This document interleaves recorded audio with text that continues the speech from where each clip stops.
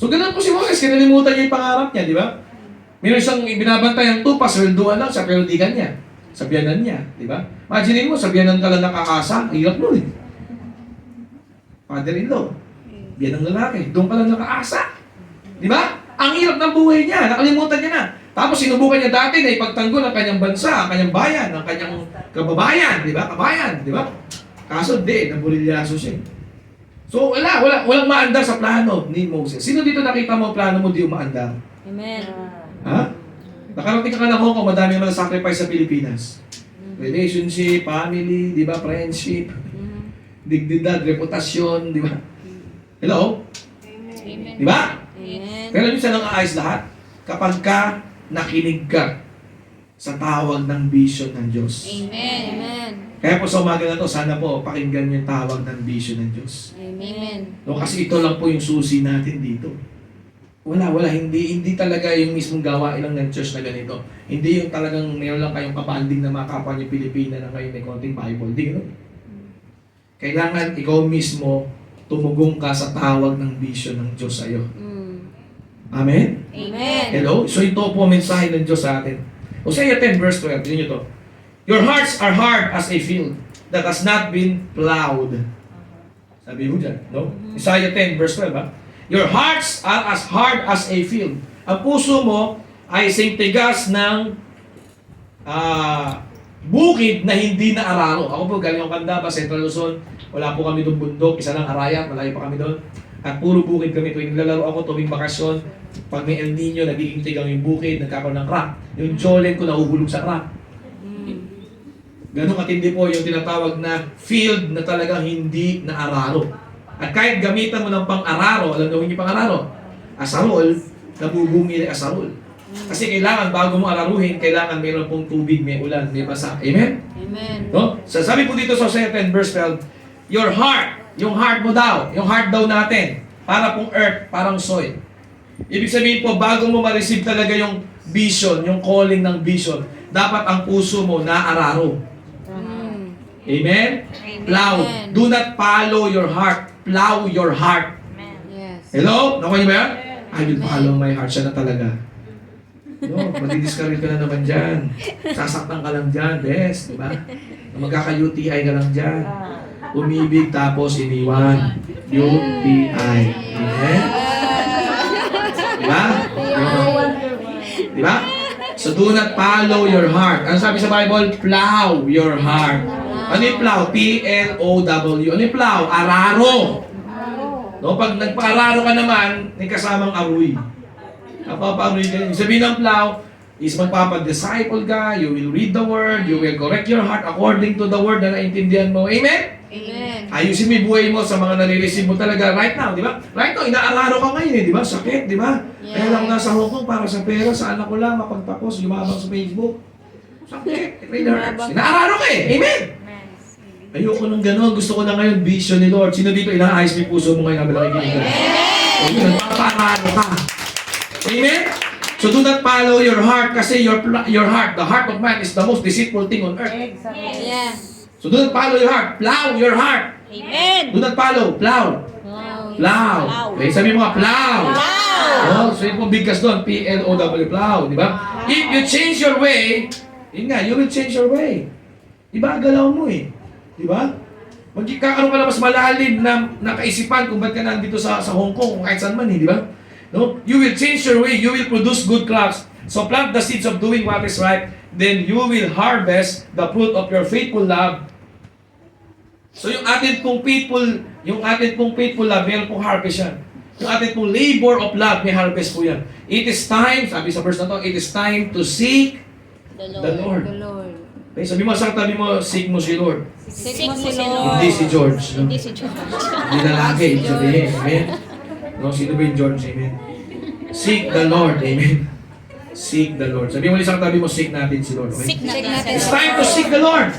When you do, ito po sabi dito, when you do, He will come and shower His blessings on you. Amen. Sino po dito naliligo ka? Ay, wala naliligo. Sino dito naliligo? Amen? Pero naranasan mo bang maligo sa blessing ni Lord? Amen. Shower His blessing on you. Pero paano mangyayari yun? Yung puso mo, andang magpaararo at handa mong tanggapin yung tawag ng Diyos. Handa mong ilagay sa buhay mo, vision. Hindi bisyo, di ba? Hindi bisyo, di ba? Vision. No? So ito po yung puso natin. Sino dito ready po yung puso natin sa vision? Amen. Kasi ang puso po natin, tingnan niyo po yan, parang earth. Kaya nga yung heart tsaka earth, the same word sa Hebrew. Yung Hebrew po, dyan po sinulat ang Old Testament, ang Book of Genesis. The word heart and the word earth is the same. Kaya kung makita nyo rin sa New Testament, sa Matthew chapter 19, na yung parable of the sower, di ba? Yung lupa daw doon ay yung puso ng tao. No, kaya po yung lupa at saka puso, the same. The same halos yan sa Panginoon. Yung mga illustrations, yung mga example po sa Bible para maintindihan yung puso, parang ano po yan, lupa. No? At tingnan niyo po, kung gusto mo ng matinding ani, kailangan meron ka matinding namungang tanim. Amen. Amen. Tama? Ba't ka ani? Wala namang tanim na namunga. Amen? Kung may tanim man, di namunga, ano-anuhin mo? At para magkaroon po ng tanim na maraming bunga, kailangan ilalagaan mo yung paglaki ng halaman. Amen? At lalaki ng maayos yung halaman kapag ka nakatanim ng maayos. Amen? Amen. At pag nakatanim ng maayos, magiging maayos yung pagkakatanim kapag ka mayroong buto talaga na lumalim sa lupa. Okay, so? So yung dakilang ani, yung matinding ani, yung great harvest mo sa taon na to, nakadepende yan sa lupa. Kung paano yan pwedeng taniman ng buto, ng salita ng Diyos. Yes. Gaano kadaming salita ng Diyos na nasa puso mo ngayon? 6,000 promises meron sa Bible. Salita ng Diyos yun. Tama? Pwede ka ba magsabi ng isa mula sa 6,000 na alam mo? Ayan. Sabi mo sa katabi mo, sige nga, may sample. Sample mo. I will be with you. Isaiah. Sino yung boyfriend ng kapitbahay? Sino na? Alam mo, di ba? Promise ni Lord. 6,000 yun. O bakit nabuntis yung kapitbahay? Alam mo, di ba? Bakit yun alam mo? Pero bakit yung 6,000 promises ni Lord? Di isa, di mo wala kang matandaan. Isaiah 41:10. Yan, no? Ligo-ligo ka pa nakikinig ng preaching yan. So, nakasik ng preaching every Sunday. Hello? Tingnan niyo po, wala din dun sa pag-asik, wala rin dun sa buto eh. Nandun sa pusong tumatanggap eh. Amen. Kahit po sa umaga na to eh, yung puso ko natin. No? Kaya minsan, parang napapakanta lang yung mga ngil. Kung ako yung maling iibig, sana di maging katulad mo. Tulad mo na may pusong bato. Diba? Pagka si Lord nag-preach ng promise, wala kang matandaan. Bakit? Ang puso mo ay matigas. Yes. Pusong bato. Kaya po dapat ready mo yung puso mo. Sino dito, re-ready mo yung heart mo talaga? Amen. Heart mo yan eh. Di ba? Ayusin natin yung puso natin to receive the vision of God. So, 4 things mo na gusto ko i-share sa inyo, pero napakalawak ng vision. Number 1, only the vision will give you clear direction. Only the vision will give you clear direction. Dito sa Hong Kong, dito sa saan pumunta. Kahit gusto pumunta ng Canada, ng Singapore, gusto mo pumunta ng America, no? Only the vision will give you clear direction sa buhay. Amen? Amen. Amen? Amen. No, kasi yung vision po mula sa Diyos yan eh. Yan yung nalarawan ng gusto mangyari ng Diyos sa isang lugar. Tapos idadamay ka lang niya kasi nga pinagpala na niya yung plano niya. Amen?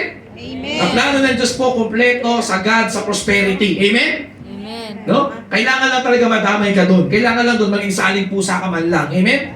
Amen. At ang vision mo na yun, kapag punta na sa puso mo, dapat mapunta ka na doon sa vision na yun. Hindi mo dapat mag-gets yung vision, dapat ikaw mag-get ng vision. Hindi ka dapat lang makot mo yung vision, dapat ikaw ang makot ng vision. Amen. Ano po yung vision natin? Ang gusto ng Diyos, lahat ng tao po talaga mailigtas.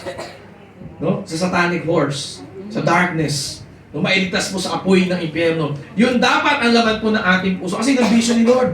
Yes. At pag may vision ka, malinaw ang direksyon mo sa pagpapamilya, sa pag-aasawa, sa love life, sa finances mo. No, ba't ka nasa simbahan, ba't ka nakipagkaibigan, ba't ka nakipagbarkada, ba't ka nakipagtropahan sa mga ganyan tao. Alam mo yan, ba't ka nakipagrelasyon sa ganyan. Magiging malinaw sa'yo. Only the vision will give you clear direction. Amen. At ikaw mismo nag-iisip ka, mag-isip ka. Sabi mo sa atin, mag-iisip ka rin. Mag-isip ka rin. Use your mind, di ba? Ano bang dahilan? Bakit ka nakikipag-text dyan? Yan, yan, yan, yan. Anong dahilan? Ba't ka nakikipag-text dyan? Yan. Anong dahilan kung bakit ka nagpapakilay? Sige nga. Ayan, bakit ka nagpakilay? Sige nga, anong purpose ng kilay? Yan. Anong purpose ng kulay ng buhok, for example? Yan, di ba? Anong purpose? Kasi po, ito po yan po nagiging malinaw sa iyo eh. Ano pa, bakit ko ba ito ginagawa? Nag-iisip ka. No? At hindi ako pwede mag-isip para sa iyo. Amen? Yung katabi mo hindi pwede mag-isip para sa iyo. Amen? No? Kaya nga di ba may mga kaibigan tayong tayo sa Love Life, talagang lagi siya nagmamahal para siyang aang-aang sa Love Life, di ba? Manhid, martir, pagpagawa nating monumento. Tapos papayuhan mo siya, di ba? Payo ka ng payo, magdamag kayo ng kwentuhan. Tapos hindi ka rin gagawin! Hindi ka rin gagawin! Hindi ka rin gagawin. Siya pa rin ang masusunod. Kasi nga, yun nga eh, hindi ako pwedeng mag-isip para sa'yo. Kahit magkwentuhan tayo ng madaling araw, kung di ka mag-iisip, buhay mo pa rin wasak. Kaya sabi mo sa katabi mo, mag-isip ka. Mag-isip ka. May vision ba pinagagagawa mo? May purpose ba na malinaw? May lalim ba? Mag-isip ako. Di ba? Kung vision ko talaga, Lord, gamitin niyo po ako. Kahit sa inyo ko dalhin. Mapa-Canada, mapa-Australia, mapa-America. Dito man lang sa Hong Kong, pagpra-practicean ko na yun. Amen? Amen. Pagka may vision ka ng puso ng Diyos, gusto ng Diyos iligtas ang maraming tao. Iligtas ang maraming Chinese people. Amen? Amen. Amen? Nagiging sabi gusto ng Diyos? Gusto ng Diyos makakilala talaga sa Kanya lahat ng tao. Tama ba? Sabi nga natin, di ba, the Philippines, the only Christian country in the whole of Asia. Di ba, nung una? The first Christian, di ba, magandang tayo? Nation in the heart of Asia. Magandang tayo dati, di ba? O ngayon, kaya nandito ka sa Hong Kong. Bakit? Para ipakilala mo ang Diyos sa mga taga Hong Kong. Yun ang puso ng Diyos eh. Yun yung vision eh. Pag alam mo yun yung dahilan kung ba't ka nabubuhay, malinaw direction mo. Amen? Tignan niyo po, kasama po sa clear direction, eto yun, no? Nire-receive mo rin yung God-given goals. May goals ka.